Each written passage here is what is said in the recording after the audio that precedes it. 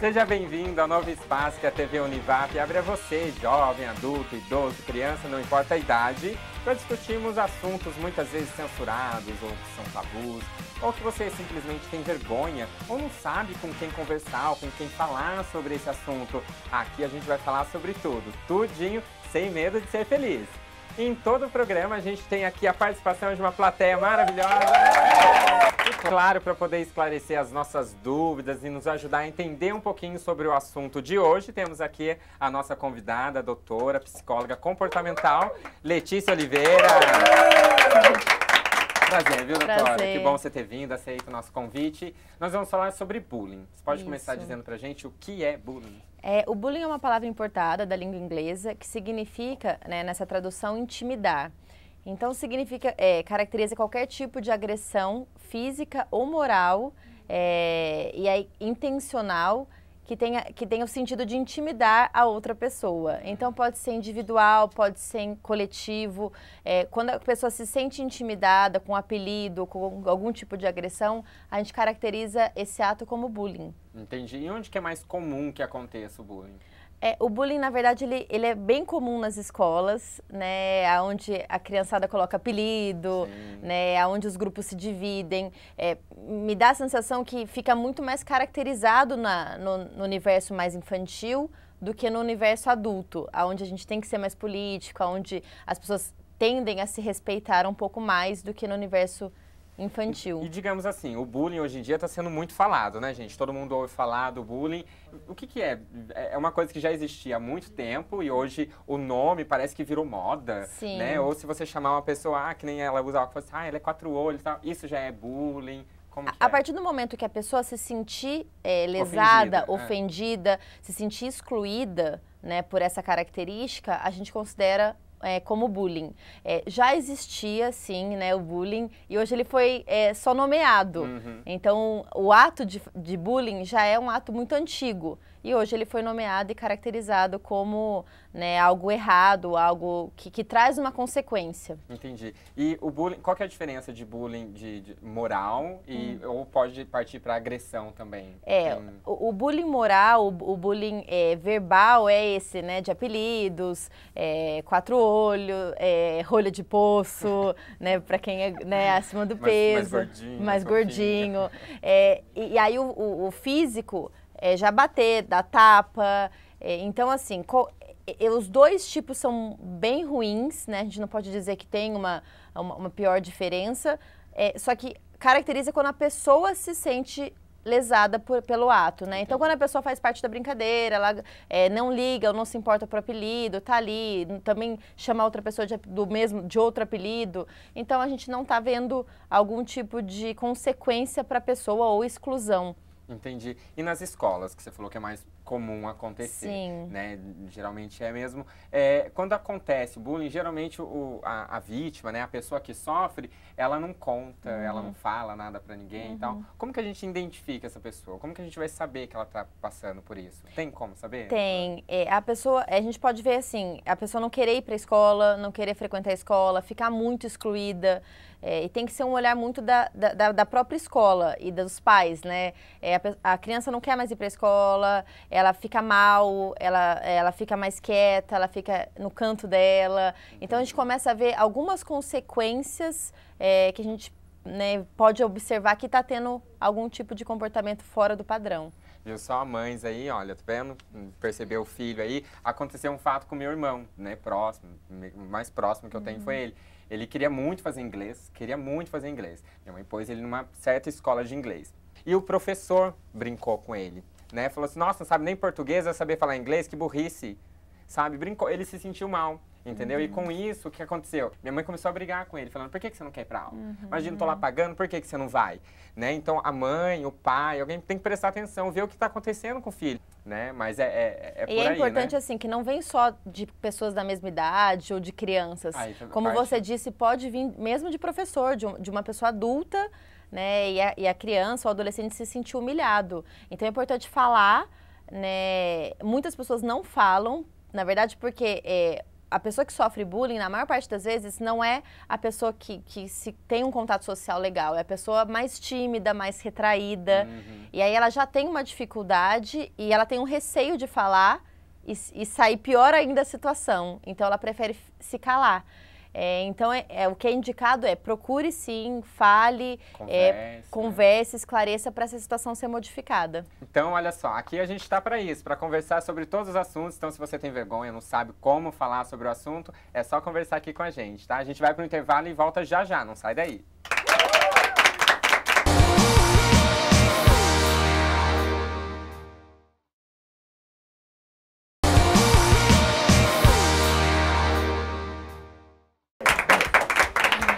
Estamos de volta e hoje aqui no Censurado nós estamos falando sobre bullying. Estamos aqui com a doutora e psicóloga comportamental Letícia Oliveira, né, doutora? Tem aqui a nossa plateia maravilhosa, galera. São os nossos convidados especiais de hoje, né? Tem pergunta aqui? Quem quer fazer pergunta? Aqui. Vamos lá. Nome e a sua pergunta, por favor. Meu nome é Juliana e eu quero perguntar para a doutora, porque você falou que o bullying chega primeiro nas crianças, mas qual a idade mesmo que chega? Será que é até os 7? Será que é até antes? Qual que é a idade? Já começa cedo, então a partir do momento que já tem a fala desenvolvida, que a pessoa já consegue formar os grupos, né, que você já vê aquela divisão de grupos, semelhanças, já pode começar aí uma caracterização do bullying mesmo, né? Então, hoje vem mais precoce do que vinha, né, e começa nessa fase bem infantil, bem criança mesmo.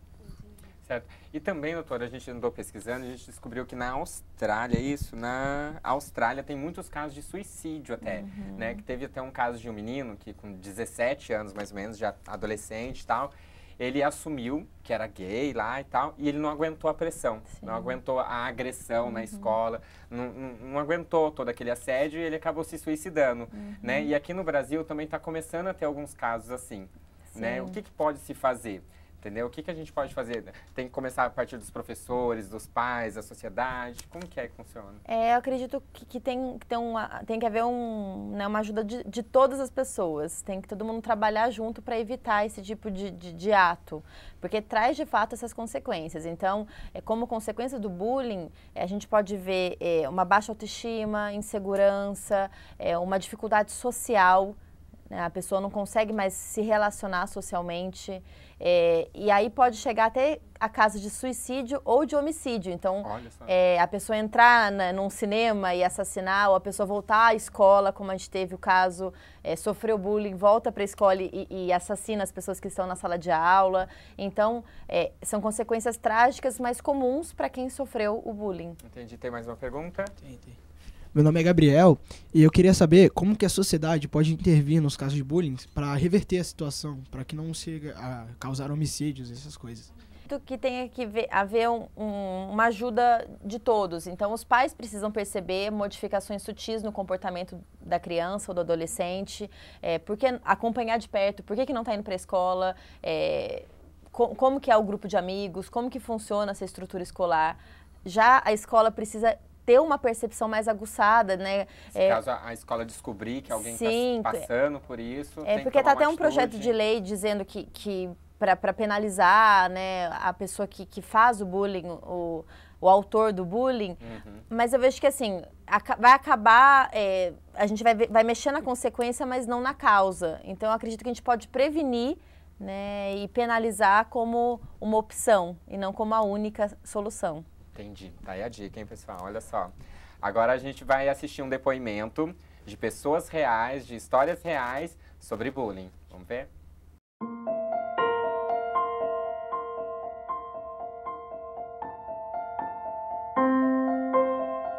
Eu sou Ana Maria e eu tenho 27 anos.